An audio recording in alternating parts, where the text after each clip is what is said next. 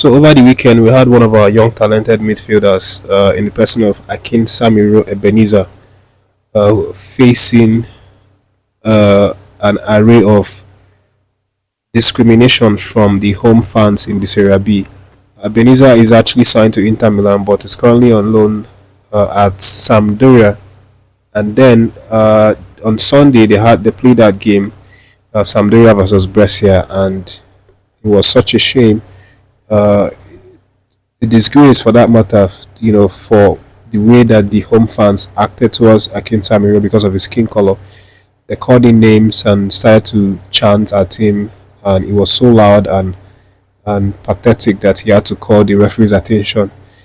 And the referee deciding to pause the game to tell the announcer, the stadium announcer, to tell that section of the fans that they should stop calling or chanting such name or such animalistic name that they were calling him, else that he's going to suspend the game and the team will lose 3 points. Apparently that worked for a little while and they stopped.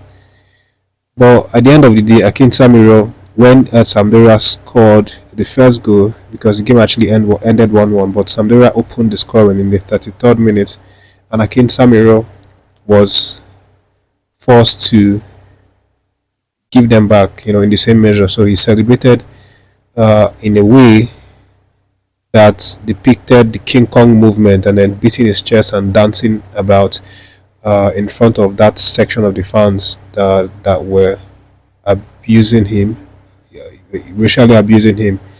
And then referee gave him a yellow card for doing something like that, said it was uncalled for. At the end of the day, Akin Samiro was substituted in the 41 minutes because his coach was feeling that he being on the pitch was too much of a distraction because the home fans will not stop disrespecting him because of his skin color. So that was it. Just wanted to point that out here. What a disgraceful event that was. It's so sad and unfortunate, to see that this day and age we still have people like this, people with such mentality going to the stadium to watch football games. But he's a strong man, and definitely he showed his resilience throughout the game. It didn't really affect his performance. I saw that, but again, it's such a shame.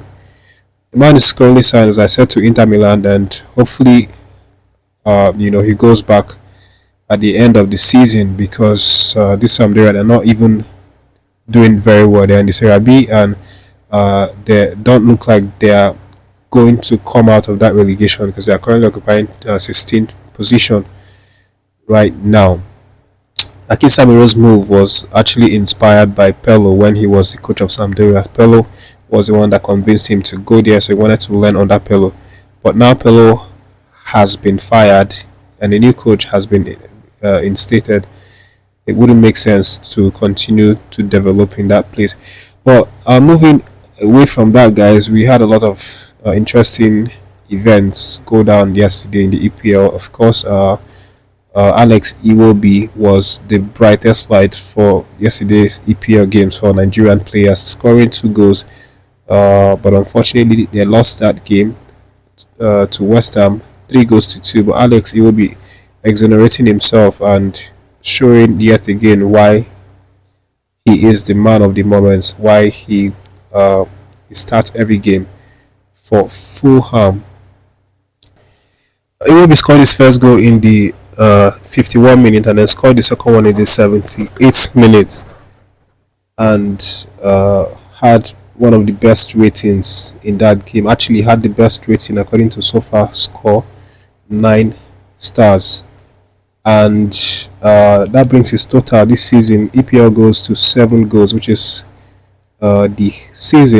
which makes this season his highest scoring season ever in the EPL. But it's not just about Alex Iwobi. We also saw Calvin Bassey making appearance for the game, played for full 90 minutes and was very good for his side. Elsewhere, also in the EPL, we had the likes of Nottingham Forest holding Liverpool to a 1-1 draw.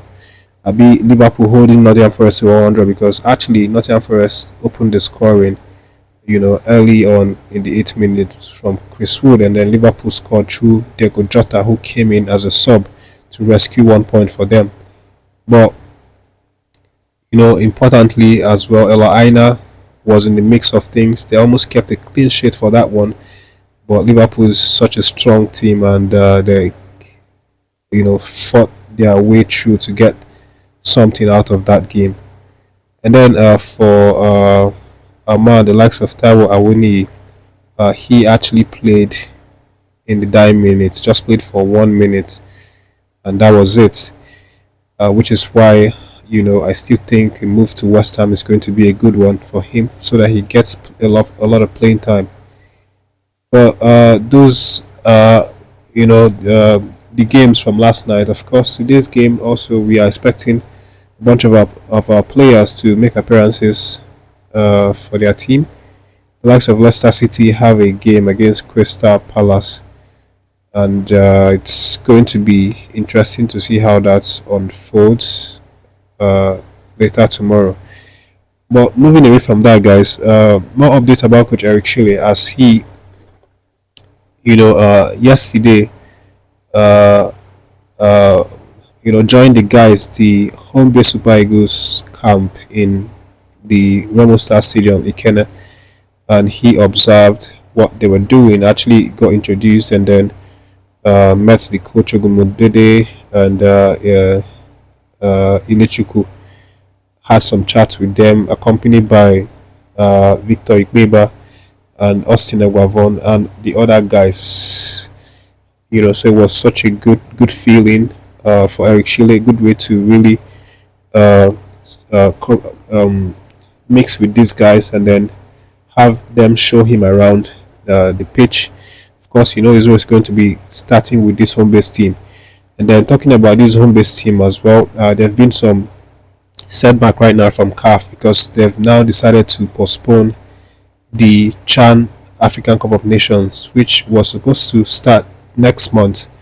Right now, they've now released an official statement or letter that they've now postponed it, because the countries that are hosting it need more time, need a little bit of time to, set things like stadium, hotel, and everything up to the standard that CAF would require. So that is the reason why they've now postponed it. And bear in mind that these countries that are hosting it are Kenya, Tanzania, and Uganda. So they are still lacking in terms of infrastructure and everything needed for the hosting.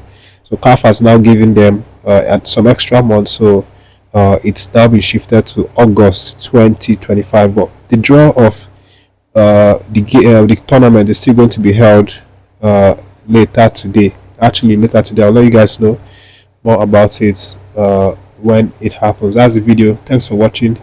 Leave a reaction for any of the stories. Subscribe to the channel and stay tuned.